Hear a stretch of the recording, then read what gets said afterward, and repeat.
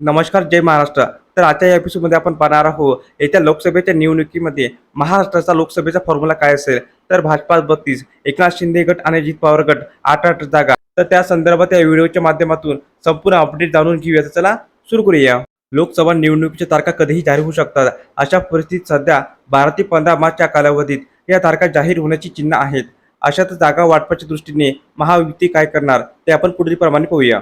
सध्या सरकारमध्ये असलेल्या महायुतीत भाजपा, एकनाथ शिंदेची शिवसेना, अजित पवारांची राष्ट्रवादी काँग्रेस पक्ष, भाजपा 48 पैकी 32 जागा लढवणार आणि उरलेल्या जागा मित्र पक्षांना म्हणजेच अजित पवार आणि एकनाथ शिंदेना सोडवणार अशा चर्चा सुरू झाल्या आहेत. या सगळ्यावर आता देवेंद्र फडणवीस यांनी स्पष्ट उत्तर दिले आहे. गृहमंत्री अमित शहा यांच्याशी महाराष्ट्र चर्चा. गृहमंत्री अमित शहा महाराष्ट्र दौऱ्यात असताना त्यांच्याशी बैठक पार पडली. या बैठकीत मुख्यमंत्री एकनाथ शिंदे, दोन्ही उपमुख्यमंत्री म्हणजेच अजित पवार आणि देवेंद्र फडणवीस उपस्थित होते.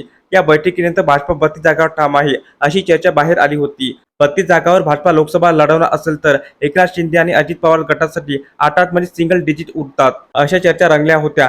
तसं अशीही माहिती समोर आली होती की एकनाथ शिंदे 13 जागावर ठाम आहे. नेमकी चर्चा काय झाली, जागा वाटपात काय ठरलं, तसं तपशील बाहेर आलं नाही. मात्र ज्या चर्चा रंगल्या आहेत त्यावर आता देवेंद्र फडणवीस यांनी अत्यंत महत्त्वपूर्ण उत्तर दिले आहे.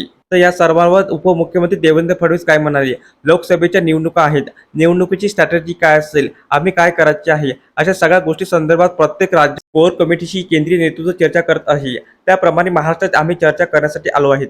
भाजपाची जी पहिली यादी आणली त्यात भाजपा जिथे लढवणार आहे ती माहिती आली आहे. बाकी सगळी माहिती तुम्हाला मिळेल. उपमुख्यमंत्री देवेंद्र फडणवीस म्हणाले. सिंगल डिजिटच्या प्रश्नावर काय उत्तर दिले? 1 डिजिट मिळणार, अधिक मिळणार ही सगळी पतंगबाजी आहे. आम्ही जे दोन्ही साथीदार आहोत त्या सामान्यप्रमाणे आम्ही जागा देऊ. त्यामुळे जे काही पतंगबाजी कारण चाललं आहे, एवढ्या जागा आणि तेवढ्या जागा मिळणार अशा बातम्यांना काही अर्थ नाही असं म्हणत मित्र पक्षांना सिंगल डिजिट मिळण्याच्या चर्चा देवेंद्र फडणवीस यांनी फेटाळल्या आहेत. उपमुख्यमंत्री देवेंद्र फडणवीस यांनी दिल्लीत पत्रकारांशी संवाद साधला. त्यावेळी त्यांनी सिंगल डिजिटच्या प्रश्नावर उत्तर दिलं आहे. तर अशा प्रकारे येत्या लोकसभेच्या सार्वत्रिक निवडणुकीसाठी महायुतीचा फॉर्म्युला काय असेल त्या संदर्भात संपूर्ण ही अपडेट आता आपण पाहिली आहे. जर हा व्हिडिओ वापस आवडला असेल तर न्यूज टाइम महाराष्ट्र 24 ला सबस्क्राईब करायला अजिबात विसरू नका.